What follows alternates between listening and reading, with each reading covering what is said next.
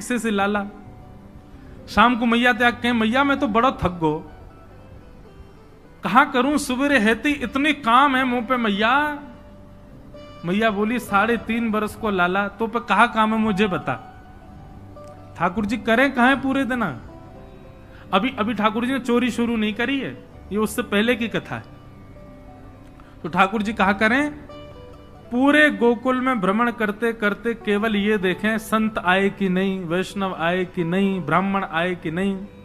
और जैसे संत वैष्णव ब्राह्मण ठाकुर जी को दिखाई देते हैं तो ठाकुर जी उनसे अरे तुम यहां डोल रहे हो,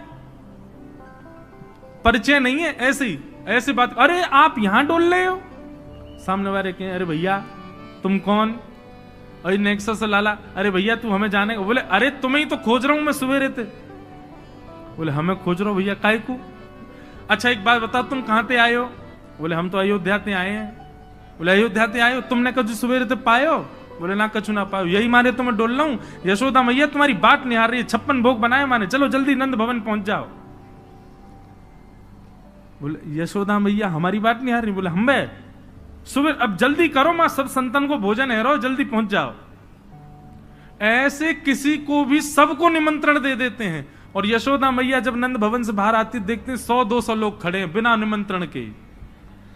मैया कहें आप सब? बोले मैया आप सुबह से बाट निहार रही हो हमारी, लाओ थाली लगाओ 56 भोग कराओ।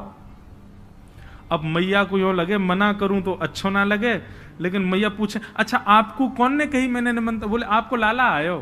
तो मैया बाट निहार रही है। यशोदा मैया पवा तो देती है सबको, फिर शाम को लाला तो कहे अरे लाला ये तू कौन कौन ने निमंत्रण दिया वे? यशोदा मैया बात निहार रही है, पहुंच जाओ सबरे मां भोजन कर लो, आज तो 200 लोग आए मेरे यहाँ। अरे ठीक है हमारी रसोई घर बड़ो है, हमारे यहाँ 9 लाख गैया है, ठाकुर जी कृपा सब व्यवस्था है, मोए खवावे में कोई चिंता ना है, मैं तो खूब पवाऊं, लेकिन मोए बता तो देकर कौन को निमंत्रण दे रहा, तू कोई को भी निमंत्रण दे दे। मैया तू ना जाने? बोले कहा मैं तो या घर को पुण्य कर रहा हूं, जितना ज्यादा है सके पुण्य जमा कर कर। मैया मैं तो बुढ़ापा आ जाएगा, मैं तो चला जाऊंगा, तो को बाबा को छोड़ जाऊंगा पुण्य करके। मैया के अच्छा कहा पुण्य कर रहे हो लाला? बोले मैया देख ये संत ब्राह्मण ये साक्षात भगवान को मुख हैं, जब इनके मुख में हम कछु अन्न दे में, मक्खन दे में या कछु भी इनको पवा में, तो ऐसा समझने से साक्षात नारायण पा रहे हैं। मैया देख कल 100 आए नारायण, आज 200 नारायण तेरे घर आए पावे, मैं तो ये पुण्य करवाऊं। और मैया दूसरी बात सुनेगी? बोले हाँ मारेगी तो ना मुझे? बोले ना मारूंगी बता। बोले तू बड़ी मोटी है गई मैया, मुंह को यूं लगे पूरे दिन लगी रहेगी तो तेरो ने एक वजन कम है जाएगा। अरे मेरी ब्याह तक ने एक छरेरी सी है जाएगी, या मारे तू लगी रहे रसोई में, या मारे ऐसा को। मैया भागे पीछे, ठाकुर जी चौकड़ी मार के भागे। ऐसा ऐसा उधम मचा में ठाकुर जी द्विज ब्राह्मण संत वैष्णवों को जा जा करके बिना निमंत्रण के निमंत्रित कर देते हैं। सब नंद भवन आ जाओ, आज सबन को भंडारो है। कंटकेभ्य नंद बाबा रोज अपने ठाकुर जी की सेवा करते हैं। और महाराज वर्णन ऐसा करें हमारे ब्रजवासी, बोले नंद बाबा की सेवा में शालिग्राम भगवान है। नंद बाबा शालिग्राम की सेवा करें और सेवा करके शालिग्राम भगवान को टांड समझते हैं। टांड आप लोग जानते हैं कि नहीं पता नहीं, अब घरों में नहीं होती, पुराने घरों में टांड होती थी। टांड बोलते हैं एक घर के कमरे में ऊपर एक छज्जा सा बनवा देते थे, उसमें सारा स्टोर रखा जाता, सब जरूरी सामान। नंद बाबा क्या करते हैं, पंचामृत से अभिषेक करा करके ठाकुर जी को शुद्ध जल से अभिषेक करके इत्र वित्र लगा के तिलक फोटा चुपका के बढ़िया आरती करके और फिर शालिग्राम भगवान को टांड पे धरते हैं ऊपर। बोले क्यों? बोले कन्हैया को ये गुलाब जामुन लगे और गुलाब जामुन समझ के कन्हैया मुंह में धर ले। शालिग्राम भगवान ने कन्हैया को यूं लगे, बोले कि ये रोज रोज जय जय जो है का है, ये शालिग्राम जो है का है। हमारे पिताजी पूज्य पिताजी की कथा में सुनाते हैं, बोले एक बार नंद बाबा ठाकुर जी की सेवा कर रहे, इतने में ठाकुर जी बगल में आके बैठ गए। देखो कितनी सुंदर ठाकुर जी की सेवा कर रहे हैं, ठाकुर जी बगल में बैठे हैं। नन्हे से गोपाल जी आके बैठ गए। अब नंद बाबा को तो बढ़िया लगो, लाला भी सेवा सीखेगो, बैठ जा लाला यहाँ पे। ठाकुर जी बैठ गए। नंद बाबा ने पहले दूध से स्नान करायो, फिर दही से स्नान करायो, फिर घी से स्नान करायो, शहद से स्नान कराओ। जैसे ही शहद पड़ो शालिग्राम भगवान पे, सोई ठाकुर जी के लार निकल आई यहाँ थे। ओहो कितना सौभाग्यशाली है जे। मैं हूं मैया ते कहूंगा, मैया तू मोको पानी ते मत नवाए करवा, पानी में कुछ स्वाद ही ना होवे, शहद ते नवाए कर, नहाते नहाते खाऊ ले करूंगा बीच में। अच्छा एक बात बताऊं, ये पंचामृत अभिषेक ठाकुर जी को प्रिय क्यों है? क्योंकि ठाकुर जी का स्नान भी हो जाता, पेट भी भर जाता, बीच बीच में जीभ निकाल के खाऊ जाए ठाकुर जी इसलिए ठाकुर जी का पंचामृत अभिषेक होता है ये, और ये वास्तविकता है। अब जब ऊपर से सब पड़ता है, पहले दूध फिर घी दही शहद आदि सब ऊपर से पड़ता है, तो मुख पे होकर के आता है, तो जब यहाँ आवे so next so Thakur ji मुंह खोल के जीभ निकाल लें, बीच बीच में स्वाद भी लेते रहे। या हमारे पंचामृत अभिषेक ठाकुर जी को बड़ो प्रिय है, क्योंकि ठाकुर जी को स्वाद भी आ जाए और स्नान भी आ जाए। एक पंथ दो काज। तो ठाकुर जी की तो लार निकल आई। ठाकुर जी बोले जय जय मीठो है गयो होगो, अब तो रस भरो है गयो होगो। और फिर शहद लगे को छुड़ावे के लिए एक बात हम निवेदन करें, सेवा में एक चीज करो भैया, ये सफेद चीनी मत चढ़ाया करो कभी ठाकुर जी पे। ठाकुर जी के अंग पे लग जाती होगी, उस पर भी फिर ऊपर से आप हाथ ऐसे घुमा देते हैं, शंकर जी पे हो, शालिग्राम जी पे हो, ठाकुर जी पे हो। इससे बढ़िया बूरा लाओ, शक्कर लाओ, और चीनी अगर चीनी ही अगर उसको भी पीस लो, वो ऐसी तो हो कि ठाकुर जी के अंग पर लगे ना, तब डालो। शक्कर से स्नान कराए और ठाकुर जी तो बस मुंह में पानी आ गया, बोले जय जय मीठो है गयो। अब तो नंद बाबा ने बढ़िया ठाकुर जी को श्रृंगार आदि करके और महाराज ठाकुर जी को तुलसी पधरा के चंदन वंदन लगा के, और नंद बाबा अपनी माला झोली में हाथ दे करके और जाप करने लगे। पूज्य पिताजी महाराज कहे नंद बाबा मुंह पे एक कपड़ा और डाल लें, मुख पर कपड़ा डाल के जप करने से मन एकाग्र होता है, यह भी एक साधना का एक नियम है। नंद बाबा जाप करने लगे। इतने में ठाकुर जी ने देखी बाबा तो जाप में चलोगो, अब कहां जाएगो जय जय बच के। सोई ठाकुर जी धीरे से गए और चौकी पे धरे शालिग्राम भगवान उठाए और मुंह में धर के बैठ गए।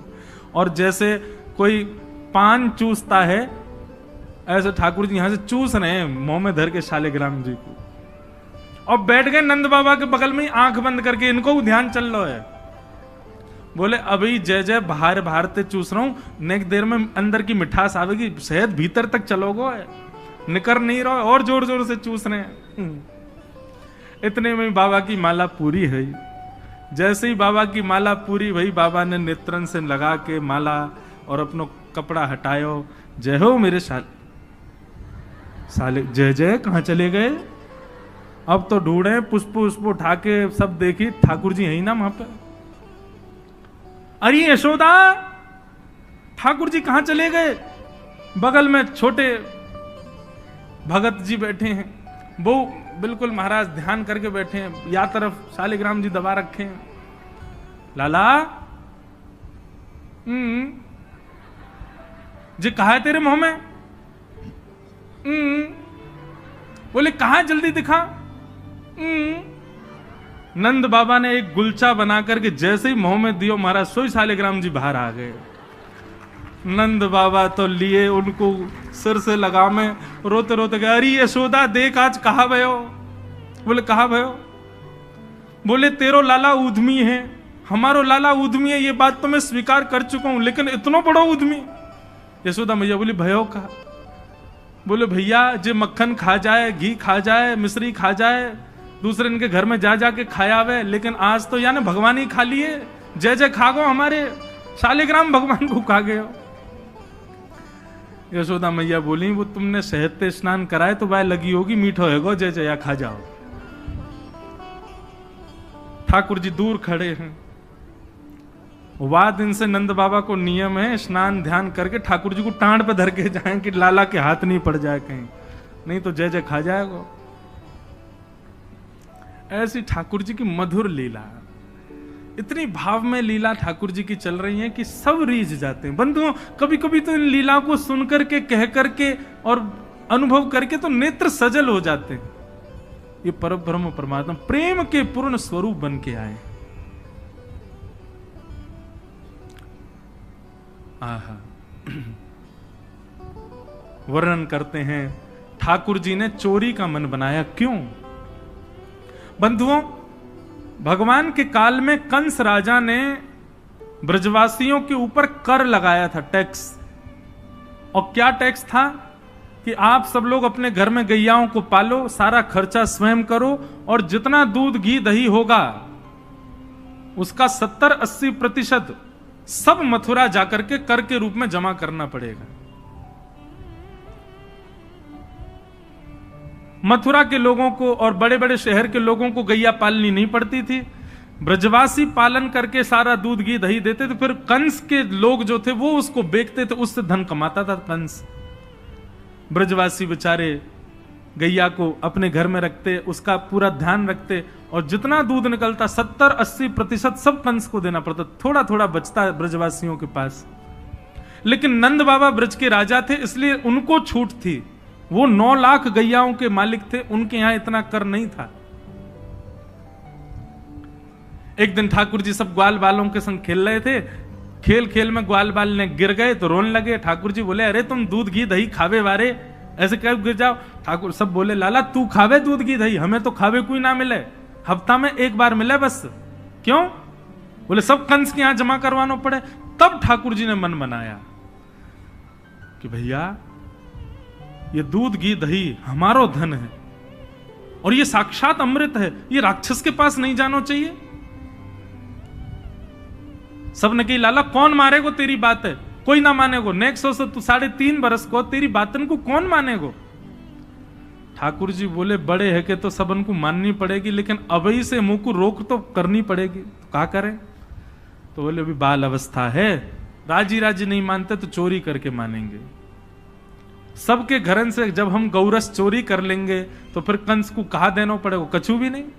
कंस तो कह देंगे भैया चोरी है रही है हमारे यहाँ, चोर को ढूंढो, और चोर हमको ढूंढ ही ना पावेगो, कंस हमको ढूंढ ही ना पावेगो, तो हम चोरी करेंगे।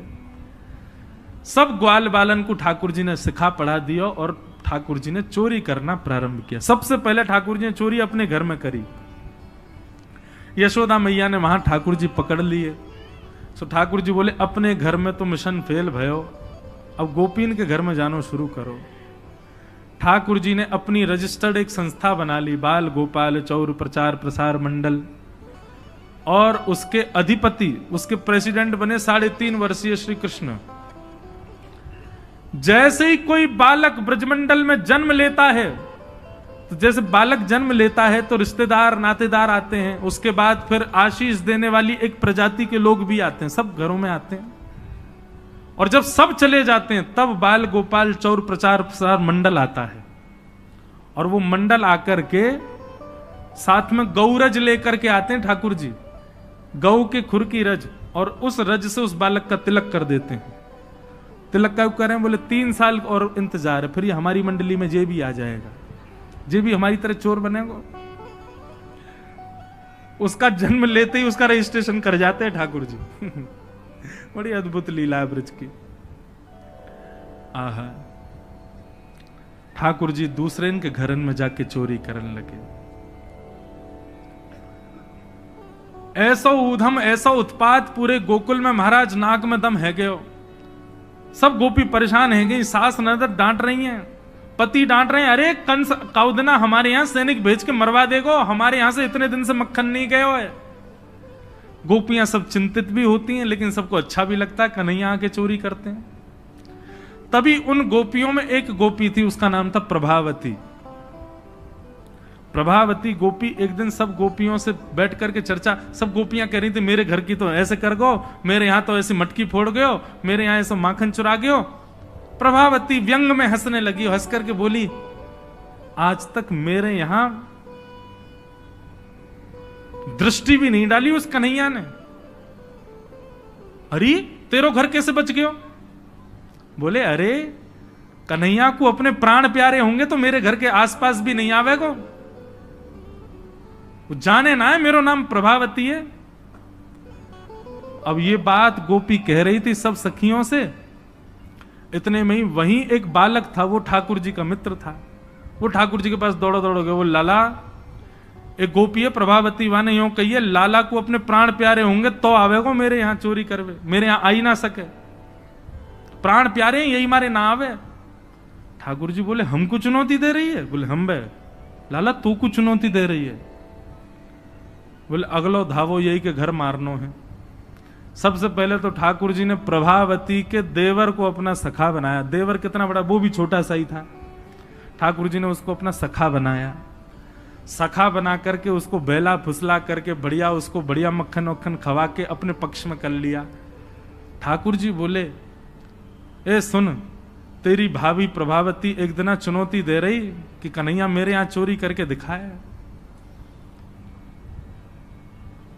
प्रभावती का देवर बोलो लाला बता कहा करनो? बोले जा देना तेरी भाभी बढ़िया वारो मक्खन निकारे, बस तू संकेत कर दियो, और जब वो जमुना जल भरवे जावे घर में कोई नहीं हो वही समय हमारा आक्रमण होगो। ठीक है। प्रभावती ने एक दिन बढ़िया मक्खन निकारो और महाराज मक्खन निकाल करके छींके पर टांगो, और वो बालक ने देख लिया, दौड़ करके ठाकुर जी के पास बोले आज भाभी ने मक्खन निकालो, आज ही चलो लाला। बोले हाँ आज चलेंगे। प्रभावती यमुना जल भरने के लिए गई। ठाकुर जी उसके यहां प्रवेश कर गए, और प्रवेश करके महाराज चार चार के ऊपर तीन, तीन के ऊपर दो, दो के सबसे ऊपर ठाकुर जी, और ठाकुर जी लेकर के बढ़िया मक्खन खाने लगे। मक्खन दूसरे इनको पवान लगे कि मरकान भोक्षण विभजति सचेन नात्री भांडम भिनत्ति। स्वयं पाते हैं, ग्वाल बालों को पवाते हैं, और जब सब पा लेते हैं तो फिर मरकान भोक्षण संग में बंदर और चलते हैं उनको भी पवाते हैं। लेकिन प्रभावती के यहां इतना मक्खन था, इतना मक्खन था, ठाकुर जी का भी पेट भर गया, ग्वाल बालों का भी भर गया, और सब बंदरों का भी पेट भर गया, लेकिन मक्खन अभी पूरा नहीं हुआ, खत्म नहीं हुआ। ग्वाल बाल बोले लाला मक्खन तो अभी बहुत सारो बच गो। ठाकुर जी बोले ये प्रभावती हमको बड़ी चुनौती दे रही ना, याकू ने मजा तो चका जाए। सो कहा कियो। ठाकुर जी ने एक हंडी लई, एक लठ लियो, और वहां से वह हंडी को फोड़ दियो, जितना मक्खन हो सब नीचे गिर गयो, और वह मक्खन को चौका लगा गए, पोंछा कर गए पूरे घर में। एक एक कोने पे जाकर के मक्खन रह नहीं जाए कहीं भी, और पूरे में बढ़िया चौका लगा करके, और ठाकुर जी अपने ग्वाल बालन के संग अंधेरे में छुप के खड़े है गए। बोले देखियो अब मजो आवेगा, प्रभावती आवेगी। प्रभावती आई, सिर पर दो दो मटकियां बड़ी अचक अचक करके चल रही थी, संभल के चल रही थी। जैसे ही माने द्वार खोलो, और द्वार खोलते ही अपना पाम भीतर धरो, इतने में ही भोपाल शताब्दी की तरह ऐसी रिपटी महाराज, ऐसी रिपटी सिर में लगी, कमर में लगी, हाथ पाम बाकी सब एक है गए, और गिरी सो गिरी। यमुना जल मिल गए मक्खन में तो और चीकनो हो गया, अब वो उठ ही नहीं पा रही है, जैसे उठे फिर गिरे, जैसे उठे फिर गिरे। और ठाकुर जी ताली बजा बजा के हंसे, सब ग्वाला के लाला आज तो बड़े मजे आए, आज तो बड़े मजे आए। मेरी भाभी कहा कह रही कन्हैया को अपने प्राण प्यारे यहाँ हमारे ना आवे। अब तो को तेरे प्राण प्यारे होंगे ना तो कभी हमको चुनौती नहीं देगी। और ठाकुर जी भाग गए। प्रभावती महाराज जैसे तैसे रिपट रिपट के बाहर आई, और जाके सीधे यशोदा मैया के पास पहुंच गई, और जाके बोलने लगी, बोले मैया अपने लाला संभाल ले, नहीं तो काउदना हाथ दिखा दूंगी याकू में। ऐसा उधम मचावे, देख मेरी कोहनी टूट गई, कमर टूट गई, ऐसा उधम मचा के गयो। यशोदा मैया बोली तुम गोपीन पे कछु काम ना है, 24 घंटा मेरे लाला के पीछे पड़ी रहो, काउदना रंगे हाथ पकड़े तो आइयो, नहीं तो कभी मुख मत दिखाइयो अपनो। प्रभावती बड़ी चिंता में है, बोले ठाकुर जी को रंगे हाथ कैसे पकड़ूं। इतने में यानी विचार कियो कि मेरो जो देवर है वो लाला के संग बहुत ज्यादा रहवे, तो यार देवर को पहले अपने पक्ष में करो। ये देवर कभी ठाकुर जी के पक्ष में जा रहा हो, कभी प्रभावती के पक्ष में। प्रभावती ने एक दिन वाकू दिखाते भय मक्खन निकारो, आज तो धोरी गैया को मक्खन है, इतना मधुर मक्खन है, और यहाँ से तो आज मैं शाम को बढ़िया रोटी बनाऊंगी, घी बना करके सबको पवाऊंगी, अब बढ़िया मक्खन निकालो। देवर ने देख लिया और जाकर के सीधे पहुंचो लाला के पास, वो लाला भाभी ने आज धोरी गैया को मक्खन बनाया। ग्वाल बाल सब बोले लाला वहीं चल, बात ना बड़े मजे आए वहां पे, आज फिर चल रहे प्रभावती के यहां। ठाकुर जी बोले चलो। अब प्रभावती ऐसा दिखा करके गई कि वो जमुना जल भरने चली गई है। ठाकुर जी ने देख लिया प्रभावती जमुना जल भरवे गई है, लेकिन जैसे ही ठाकुर जी वाके घर की ओर भागे, प्रभावती दौड़ करके पीछे के द्वार से गई और खिड़की में होके भीतर घर में आ गई और चुपचाप खड़ी हो गई अंधेरे में, हाथ में बड़ा डंडा लेकर के। ठाकुर जी आए, ठाकुर जी ने आकर के जैसे महाराज 4 3 2 1 ऊपर चढ़े, चोरी करनो प्रारंभ कियो। ठाकुर जी जब पूर्ण रूपेण व्यस्त हो गए चोरी में, तब प्रभावती अपना डंडा लेकर के निकली। दारी क्यों तुम्हें बताऊं। और जैसी प्रभावती आई, महाराज नीचे वाले सबसे पहले भागे, और नीचे वाले भागे तो ऊपर वाले सबरे गिर गए, ठाकुर जी लटक गए ऊपर ही। अब बाकी के सब तो वहां से भाज गए, ठाकुर जी रह गए। अब नीचे प्रभावती खड़ी है, आजा लाला तो बताऊं मैं। प्राण प्यारे, देख देख देख प्रभावती तू सही ना कर रही है, तू जाने ना है मैं जय जय हूं। बोले तेरी जय जय तो मैं निकारूंगी, नीचे आ पहले तू। जैसे तैसे करके ठाकुर जी नीचे उतरे। प्रभावती बोले देख तुम तो को मुंह पे दया ना आवे, मैं कितनो सीधो साधो भोरो सो प्यारो सो, देख मैं तू वचन दूं आज के बाद नहीं आऊंगा तेरे घर, तू अब कछु मत करे, तू मुंह को मारे मत। बोले ना ना मारूंगी ना लाला, इतना कोमल सो मेरो लाला, वाकू कैसे मार सकूं मैं। ठाकुर जी बोले हाँ जी तो मैं मारी हूं मत। बोले मारूंगी ना तो को पकड़ के यशोदा को दे के आऊंगी आज मैं, वो बतावेगी तो। बोले या तो बढ़िया तो तू मार ले मोह, लेकिन यशोदा मैया के पास मत ले जा, ऐसा मत करे। बोले ना आज तो तू यशोदा ही बतावेगी तो। और ठाकुर जी को हाथ पकड़ करके महाराज प्रभावती पूरे गोकुल में हल्ला करती हुई जा रही है, और घूंघट करके, घूंघट पकड़ रखो एक हाथ से, दूसरे हाथ से ठाकुर जी पकड़ रखे, और सबरे गोकुल में हल्ला। देख लो रे सबरे गोकुल वासियों, जे नंद जी को लाला, यशोदा मैया को छोरा, ये घर घर जाके चोरी करे, यशोदा मैया कह रही रंगे हाथ पकड़ो तो बताइयो, आज पकड़ लियो या को ठिकाने लगाऊंगी मैं। ठाकुर जी बोले ये तो भैया बड़ी निंदा है रही हमारी। इतने में ही ठाकुर जी बोले ए प्रभावती, कहा बात है। बोले देखते ना इतनी जोर से मेरो हाथ पकड़ रखो, मेरो हाथ नीलो पड़ गयो, रक्त पूरा रुक गयो है, तू इतनी जोर से मत पकड़े, तू एक काम कर मेरो जे हाथ छोड़ दे, दूसरा हाथ पकड़ ले। प्रभावती बोले नहीं तू भाग जाएगा, तेरी सौगंध खा के कह रहा हूं मैं नहीं भागूंगा, तू मेरो एक हाथ छोड़ दूसरा पकड़ ले। प्रभावती चलती जा रही है, और चलते चलते माने 3.5 वर्ष के छोटे से ठाकुर जी चलते चलते माने जैसी मन बनायो कि हाथ दूसरा लाऊं, ठाकुर जी ने पीछे चल रहे ग्वाल बालन में प्रभावती के देवर को इशारा क्यों यहां पे आ, वो ठाकुर जी की उम्र को ही है। ठाकुर जी ने वाको हाथ पकड़ लिया। प्रभावती अब देख तू मेरा दूसरा हाथ पकड़ जल्दी कर। प्रभावती चलते चलते बोली ला दूसरा हाथ दे। दूसरे हाथ के चक्कर में ठाकुर जी ने वाके देवर को हाथ पकड़ा दिया, और पकड़ा करके ठाकुर जी गली मोहल्ला कुचेन में कूदते भय सीधे नंद भवन पहुंच गए, और हाथ पाम धो के सीधे यशोदा मैया की गोद में। मैया इस सबरी गोपी मेरे पीछे काहे को पड़ी रहे, अरे मेरो लाला बड़ो मलूक है, हमारे पीछे पड़ी रहे। मैया रोज कोई गोपी आ जाए, मुंह को तो लगे आज भी कोई गोपी आवेगी तो उसे शिकायत करवे। मैया बोली आन देदारी के मैं बताऊंगी। हाँ मैया तू मुंह को अपना दूध पिला दे। और ठाकुर जी तो इतने लाड़ प्यार में आ गए, मैया गोद में बैठ के दूध पीने लगे। इतने में ही प्रभावती आई, देख यशोदा मैया तू कह रही कि अपने लाला को रंगे हाथ पकड़ के लाइयो, आज देख तेरा लाला पकड़ के लाई हूं मैं। ठाकुर जी बोले देख ले मैया मैं तो कह रहा हूं ना कोई गोपी आ रही हो, आ गई। मैया तू एक काम कर दे। बोले कहा मैं तू और बाबा हम तीनों कहीं और ही चले जाएं, ये गोपी हमको जीन ना दे रही है, इनको यूं लगे कि तेरो लाला इतना सुंदर काहे को है, ये चिढ़ के मारे आ जाए रोज। मैया बोली लाला तू पीछे खड़ो रहे यार, गोपी है तो मैं देख के आऊं। मैया नीचे गई, कहा बात है क्यों चिल्ला रही है घूंघट में, देख तेरो लाला आज रंगे हाथ पकड़ो मैंने। मैंने तो याकू कछु नहीं कही है, लेकिन तेरे हवाले छोड़ के जा रही हूं। मैया यार सबक सिखाइयो आज। मैया बोली कौन है? बोले तेरो लाला। बोले देख तो सही कौन है। प्रभावती ने घूंघट उठा के देखो तो वही के देवर को हाथ।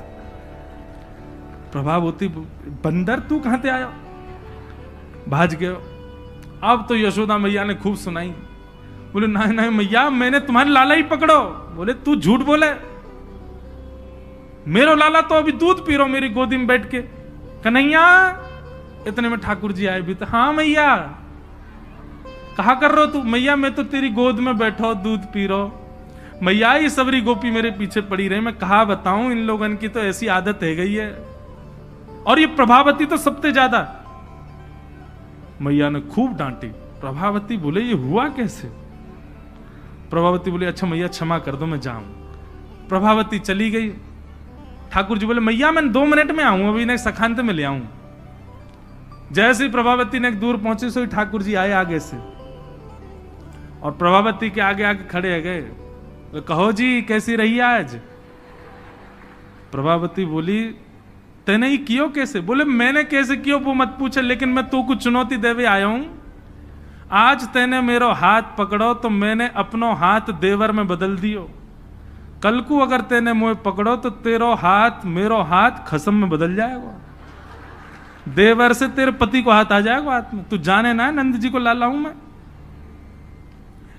प्रभावती इतनी लज्जा की हो गई कि फिर वो कितने दिन तक बाहर नहीं आई अपने कक्ष से, भवन से। वर्णन आता है ठाकुर जी एक दिन उसके यहां पहुंचे और पहुंच करके उसकी गोद में बैठ करके खूब स्नेह किया।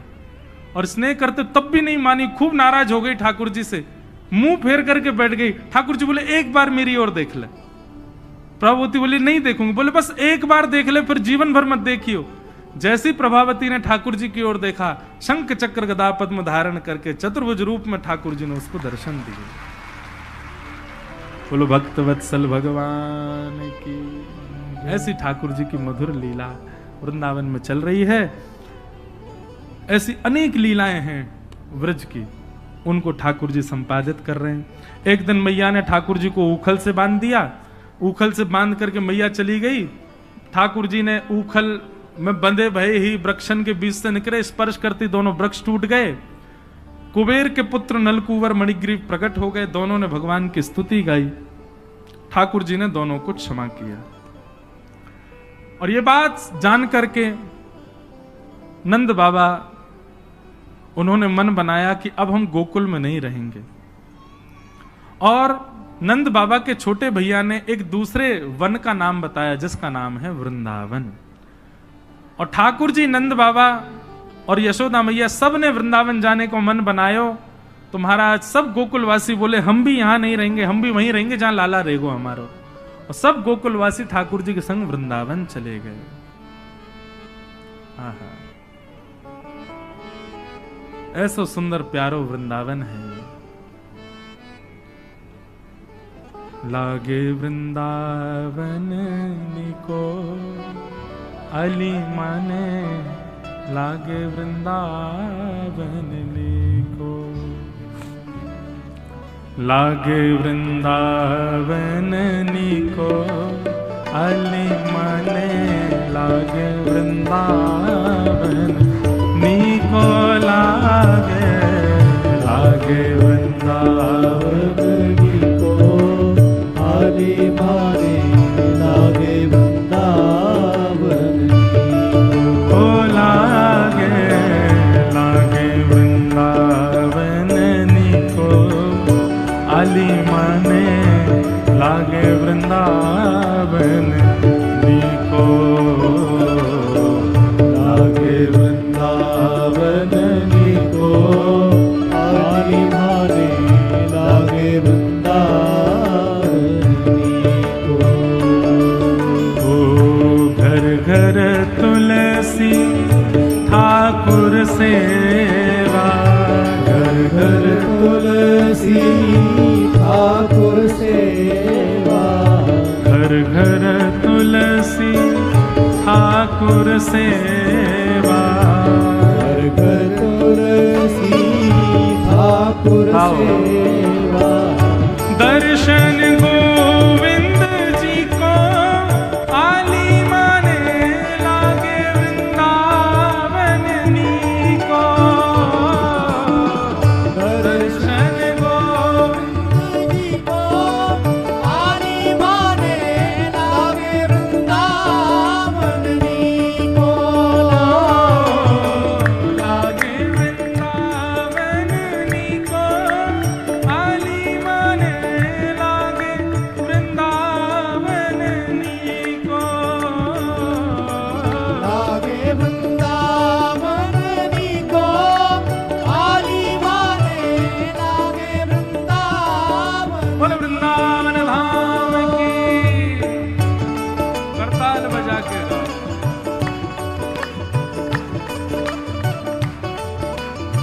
श्री गिरधर लाल जी पधार रहे हैं कथा में, मानो साक्षात वृंदावन पधार रहा है।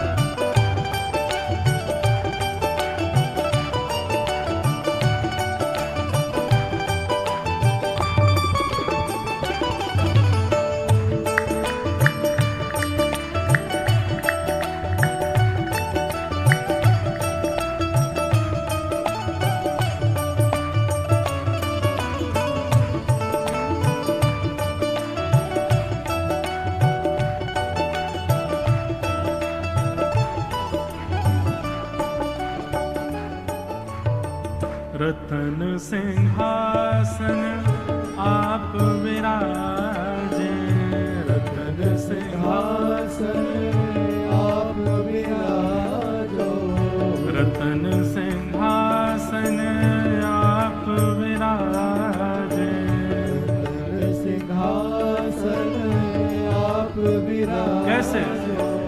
मुकुट धरे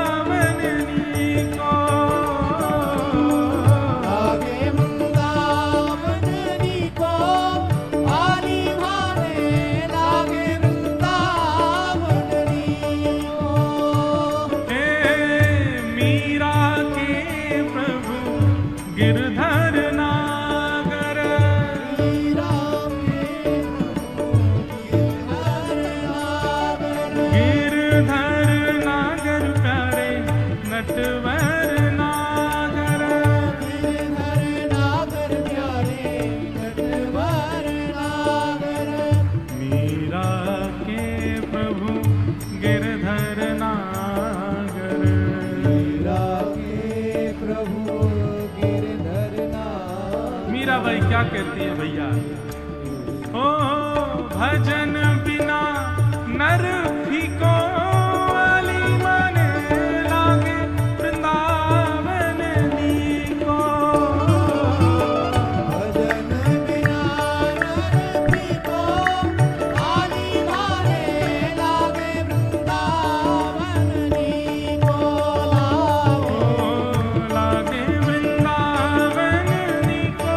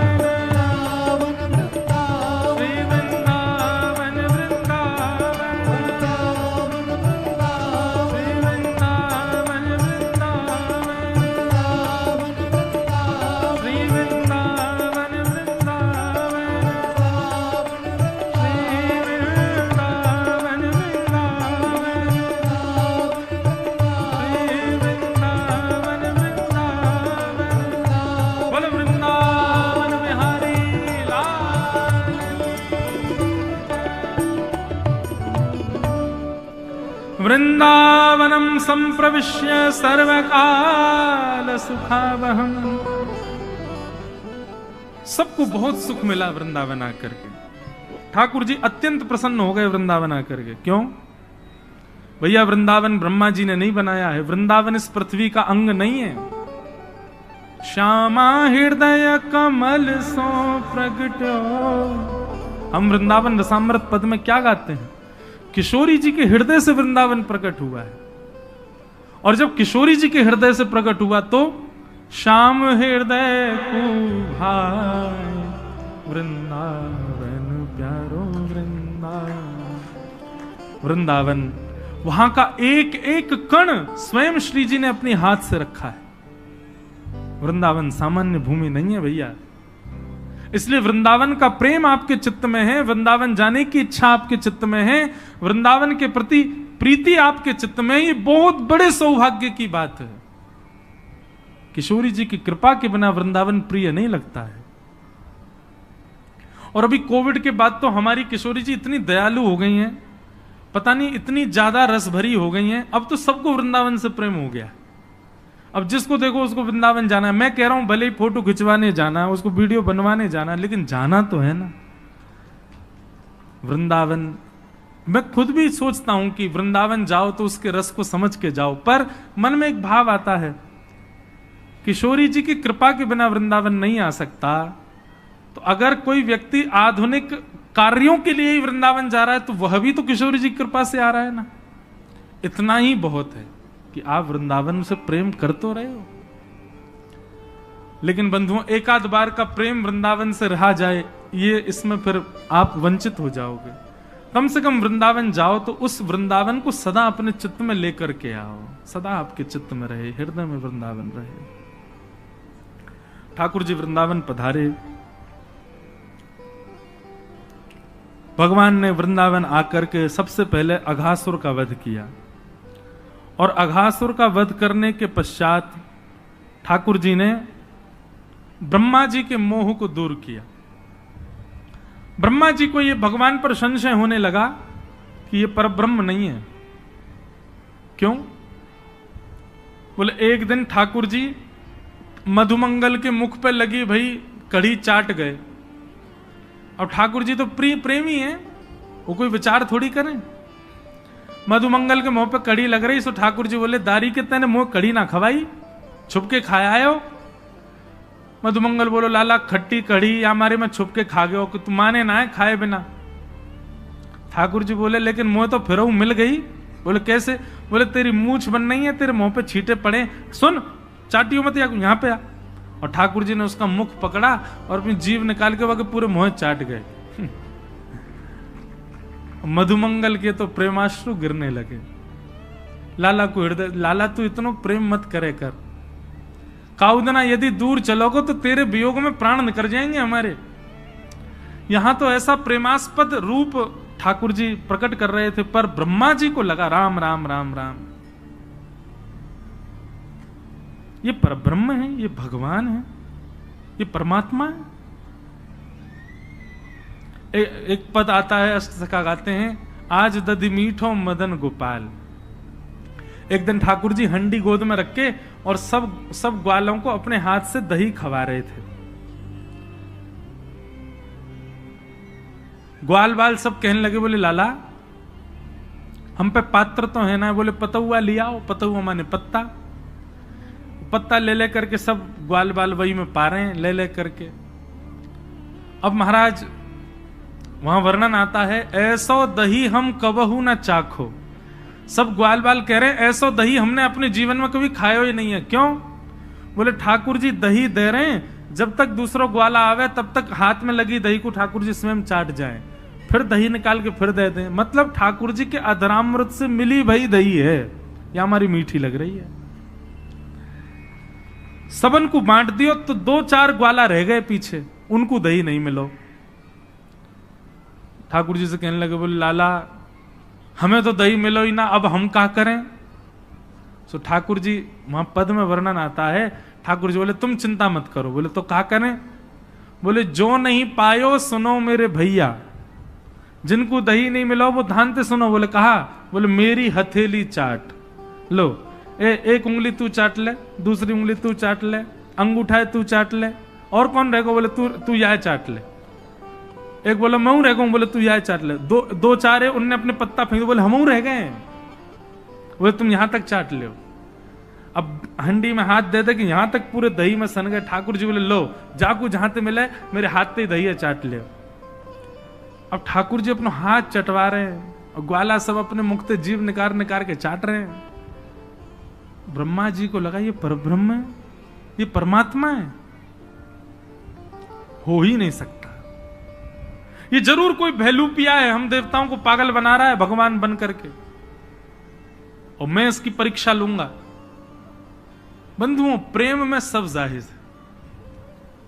प्रेम में परमात्मा अपनी प्रभुता भूल करके, अपने नियमों को भूल करके, एक बात बताऊं, मैं एक बात कथाओं में कहा करता हूं, ठाकुर जी इतने नियम में क्यों रहते हैं? भगवान को देखो, गर्भगृह में रहते हैं, गिने चुने व्यक्ति ही उनको छू सकते हैं, हर कोई उनका स्पर्श नहीं कर सकता।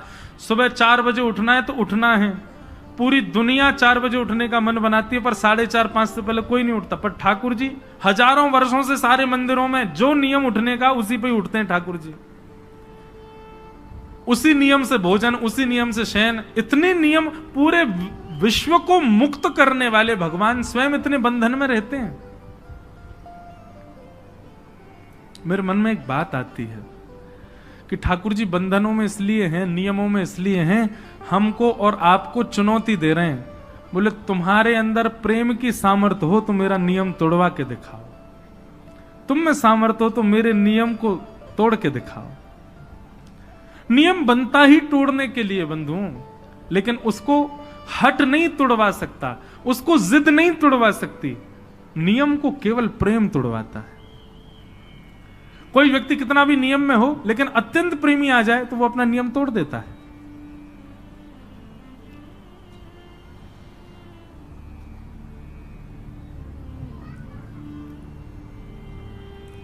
तो प्रेम में सब कर सकते हैं, ठाकुर जी अपना नियम तोड़ देते हैं। लेकिन ब्रह्मा को संशय हुआ और ब्रह्मा ने आकर के अवकाश देखा, ठाकुर जी कहीं और थे, ग्वाल बाल कहीं और थे, ग्वाल बालों को हरण करके ब्रह्मा जी ले गए। भगवान ने जब देखा कि ग्वाल बाल नहीं है तो पहले ठाकुर जी रोए, कहां चले गए सब।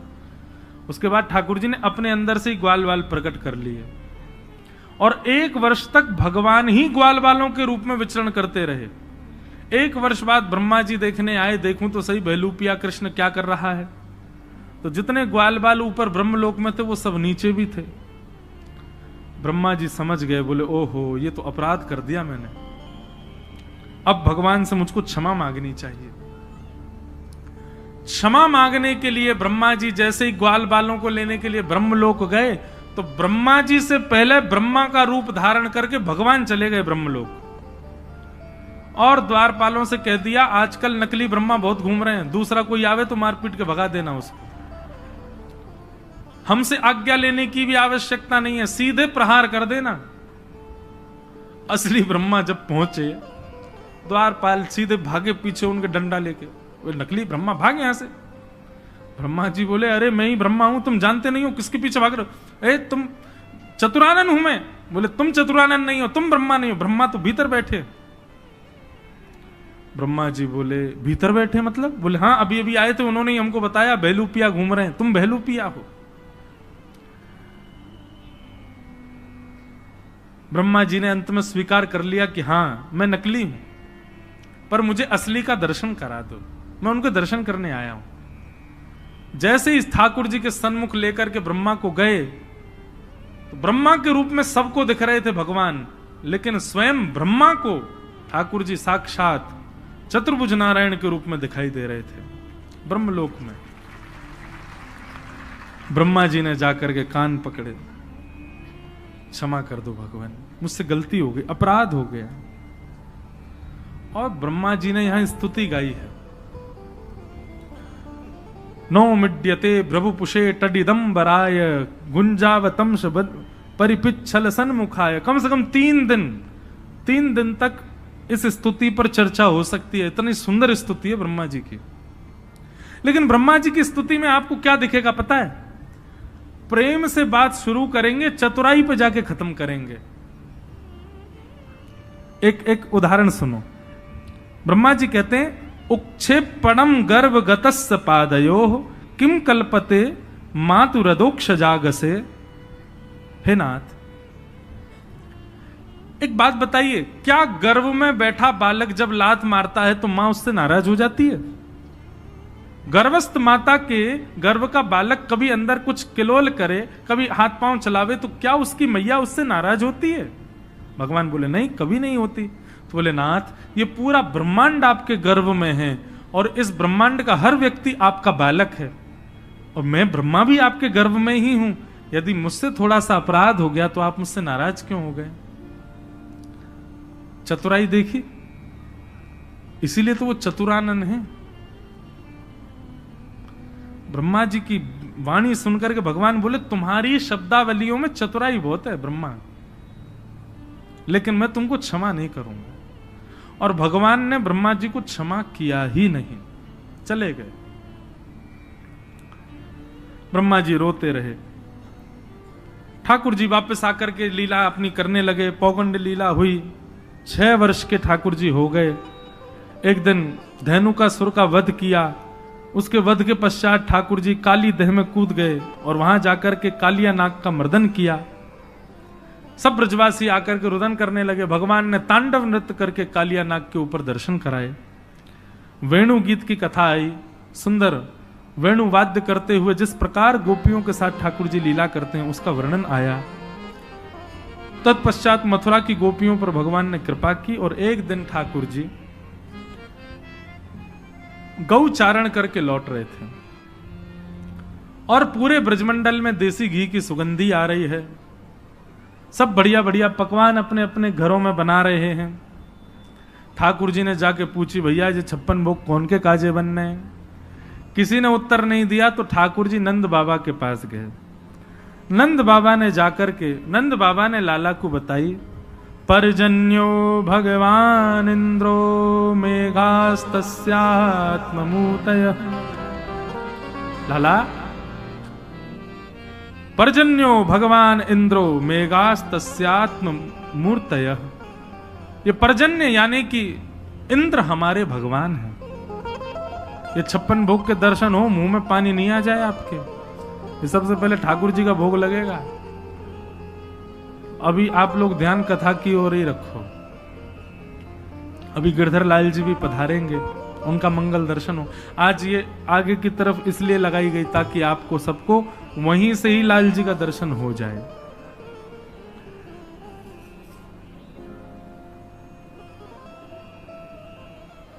सब ब्रजवासियों को बैठा करके नंद बाबा ने उपदेश दिया, लाला को समझाए। बोले लाला, ये पर्जन्य इंद्र हमारे भगवान है। पंडित जी ये यहां से ये टेप हटा दीजिए सब। वहां इंद्र की हम पूजा करें तो वो इंद्र हम पे कृपा करे, अनुग्रह करे, और वही की कृपा से हमारी खेती बाड़ी आदि सब चले। ठाकुर जी ने कही, बोले कि बाबा एक इंद्र की पूजा ही क्यों, फिर तो समस्त देवताओं की पूजा होनी चाहिए। 33 कोटि देवता कोई ना कोई हमारे कार्य में सहायक बने, सबन की पूजा अर्चना होनी चाहिए। और यदि सबकी पूजा करने चाहो तो भैया एक आधार मूल तत्व है नारायण। सब नारायण में विद्यमान है, नारायण को पूजो। वृक्ष हरा भरा करना हो तो जड़ में पानी डालो। 33 कोटि देवताओं के मूल आधार नारायण है, उनकी उपासना करो। बोले वो नारायण कहां मिलेंगे भैया? बोले वो नारायण हमारे ब्रजमंडल में गोवर्धन रूप में विराजमान है, चलो उनकी पूजा करें। ब्रजवासी सब बोले, बोले लाला बरसंते चली आ रही हमारी देवता की पूजा, हम छोड़ के तेरे नारायण को पूजवे जाएंगे, कहीं इंद्र नाराज है क्या? तो ठाकुर जी बोले पहली बात तो इंद्र नाराज नहीं हो सकता। क्यों? क्योंकि नारायण परब्रह्म है, और परब्रह्म की उपासना जब होती है तो सब देवताओं का पोषण होता है। मतलब आप जब नारायण की उपासना करते हैं, नारायण का भोग लगाते हैं, नारायण का ध्यान करते हैं, तो नारायण में ही सब देवता हैं, सबका अपने आप हो जाता है। और दूसरी बात, फिर भी मानिनी इंद्र ने यदि क्रोध किया तो जिनकी शरण में हम जा रहे हैं, ऐसे गोवर्धन नाथ नारायण के ही स्वरूप हैं, ये हमारी रक्षा करेंगे। सब ब्रजवासी बोले लाला हमें तो बड़ा डर लग रहा हो। बोले नहीं, भय से कभी भक्ति नहीं करनी चाहिए। इसलिए ब्रजवासियों के चित्त में प्रेम प्रकट हो, उसके लिए भगवान ने उद्देश्य बताया। आपने कभी इंद्र के दर्शन नहीं किए होंगे, लेकिन आप गोवर्धन नाथ जी की शरण में चलो, हम आपको वचन देते हैं, वो साक्षात प्रकट होकर दर्शन देंगे, आपका प्रसाद स्वीकार भी करेंगे। तब ब्रजवासियों के चित्त में प्रेम प्रकट हुआ और सब ब्रजवासी बोले ठीक है, तो हम गोवर्धन पूजा के लिए चलेंगे। और सब ब्रजवासी अपने अपने घरन की 56 भोग सजा करके और श्री गोवर्धन की यात्रा पर निकल पड़े हैं। सब लोग नाचते गाते भय, आनंद करते भय गोवर्धन जा रहे हैं।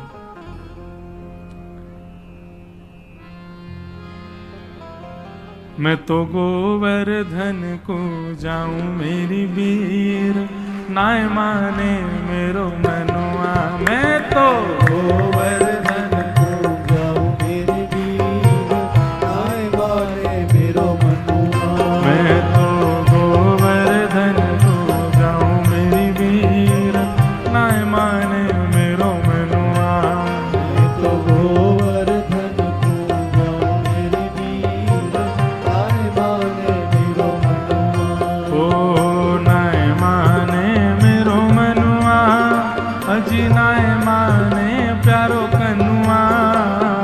नाय माने मेरो मनुआ, अरे नाय माने प्यारो कनुआ। नाय माने मेरो मनुआ, जी नाय माने प्यारो कनुआ। नाय माने मेरो मनुआ, अरे नाय माने प्यारो कनुआ। मैं तो गोवर्धन को जाऊं मेरी वीर, नाय माने मेरो मनुआ। मैं तो गोवर्धन को जाऊं मेरी वीर, नाय माने मेरो मनुआ। ए 7 कोस की दे परिक्रमा, 7 कोस की दे परिक्रमा। 7 कोस की दे परिक्रमा, 7 कोस की दे परिक्रमा। हाँ 7 कोस की दे परिक्रमा, 7 कोस की दे परिक्रमा। हे 7 कोस की दे परिक्रमा, 7 कोस की दे परिक्रमा। ओ मैं तो मानसी गंगा नहाऊं मेरी वीर, नाय माने मेरो मनुआ। मैं तो मानसी गंगा नहाऊं मेरी वीर, नाय माने मेरो मनुआ।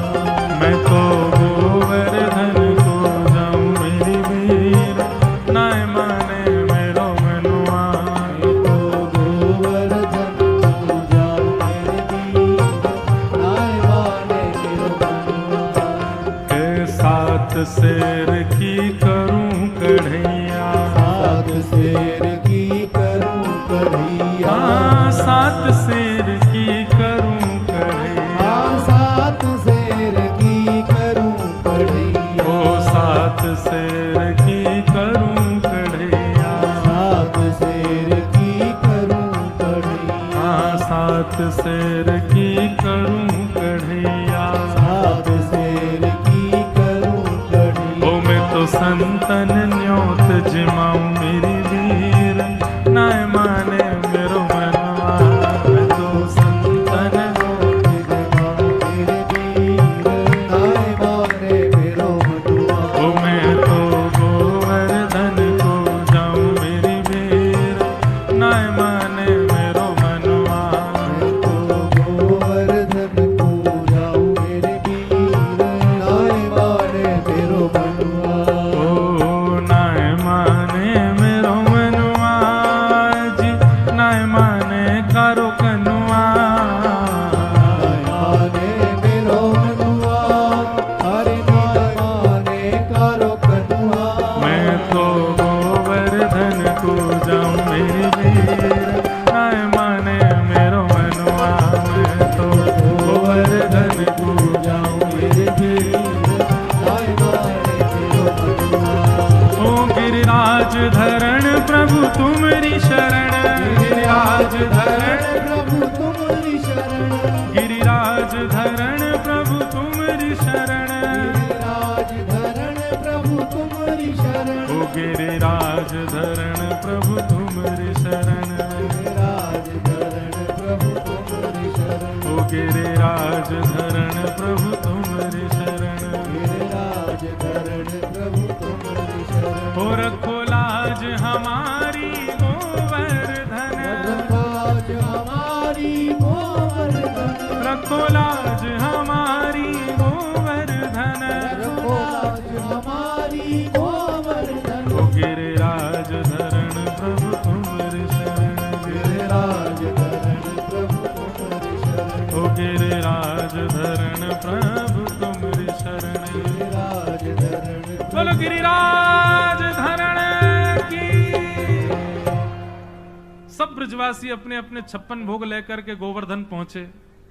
गिरिराज जी को जाकर के पूजन कियो, अभिषेक कियो, आनंद से खूब परिक्रमा लगाई। मन से गंगा प्रकट हुई, नाम पढ़ो मानसी गंगा। बोलो मानसी गंगा मैया की जय। सब ब्रजवासी ने खूब आनंद से मानसी गंगा से स्नान करायो, खूब आनंद से 56 भोग सजाए। सब ब्रजवासी हाथ जोड़ करके प्रार्थना करने लगे गिरिराज बाबा से। और जैसे ही प्रार्थना भई है, प्रार्थना स्वीकार करके 4 भुजा वाले श्री गोवर्धन नाथ प्रकट है। भैया पेंट वाले अब सब वहां रही हो। 4 भुजा वाले श्री गोवर्धन नाथ प्रकट है गए। लाओ ब्रजवासियों भोग, लाओ ब्रजवासियों भोग, लाओ ब्रजवासियों भोग। 4 भुजा वाले ठाकुर जी प्रकट है गए और प्रकट है करके चारों भुजान से मांग रहे हैं, लेके आओ अपने अपने भोगन को। सब ब्रजवासी अपने अपने घर के भोग लेके जामे, ठाकुर जी को अपने हाथ से पवा रहे हैं। ब्रजवासी सब बोले लाला तेने सांची कही, ठाकुर जी प्रकट है गए। अरे भाई इंद्र की पूजा करते करते बूढ़े है गए, हम कभी ना आयो वो, लेकिन तेरो सांचो है गोवर्धन नाथ, देख कैसे प्रकट भयो। एक ब्रजवासी बोला लाला एक बात बता। बोले हाँ, जो गोवर्धन नाथ को चेहरा तोते बहुत मिले, बिल्कुल तेरे जैसो लग रहा। लाला तेरी 2 भुजा कर दो, नेक और बड़ो श्रृंगार कर दो तो ऐसे लगेगा तू ही है का। ठाकुर जी बोले अरे तुम नहीं जानो, मेरी गैया यहीं चरवे आवे गिरिराज जी पे, और वह गैया को दूध जाको मैं पीऊं, वही को जे गोवर्धन नाथ पीवे, या हमारे हम दोनों को चेहरा एक जैसो है, एक ही गैया को दूध पीवे हम। श्रीदामा बोलो हे रे लाल, जे कौन सी बात भाई, गैया को दूध पीवे तो हमारो चेहरा कैसे मिल जाएगा। बोले चो तेने तेरी मैया को दूध पियो। बोले हाँ। तेरी बहन ने भी तेरी मैया को दूध पियो। बोले हाँ। तुम दोनों उनको चेहरा मिले कि ना मिले, बहन भैया एक जैसे लगो बिल्कुल। बोले हाँ लाला बहन भैया तो एक जैसे लगे। बोले यही मारे एक ही मैया को दूध पीवे से चेहरा मिले। श्री दामा थोड़ी देर सोचने लगो, फिर बोलो अरे लाला फिर तो बछड़ा को चेहरा वो हमसे मिलना चाहिए, वो गैया को दूध पीवे वही गैया को हम पीवे, हमारो चेहरा तो मिले ना। बात ठाकुर जी बोले अब जाए मैं कल बताऊंगा, अभी मत पूछे मुझसे, अभी तो यूं ही सुन ले कि हम दोनों एक ही गैया को दूध पीवे। और ब्रजवासी इतने भोरे मान गए आ बात को। बोले अरे लाला की गैया को दूध पीवे, हमारे लाला जैसो लग रहा हो देवता।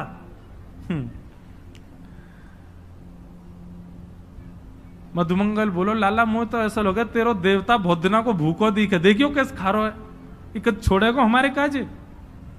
ठाकुर जी बोले ऐसे नहीं कहते, तेरे बा इंद्र ने एक चीज स्वीकार करी इतने दिना में, कम से कम जे पा तो रहे। सब ब्रजवासी बड़े आनंद में थे, वहीं नाच रहे हैं, वहीं गा रहे हैं, गिरिराज जी को भोग लगा रहे हैं और बड़े सुख में सब भर आए।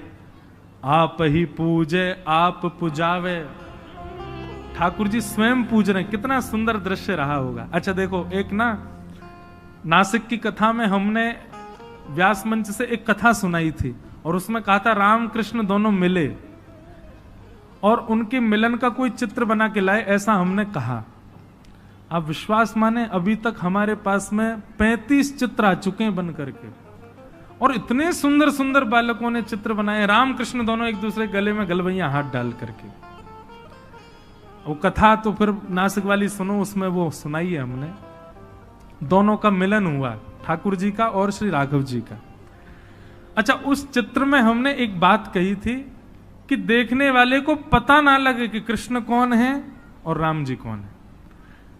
अब आप जब मोर पिच बना देते हैं तो समझ आ जाती है कि ये कन्हैया है, वंशी हाथ में दे देते हैं तो समझ आती है कन्हैया है। ऐसा चित्र बनाना है कि नेत्रों से ही पता चले कि कृष्ण कौन है, क्योंकि जिनके नेत्र चपल दिखें वो कन्हैया हैं, जिनके नेत्र गंभीर हैं वो राम जी, बाकी सब कुछ एक जैसा। तो 35 चित्र आ गए, एक से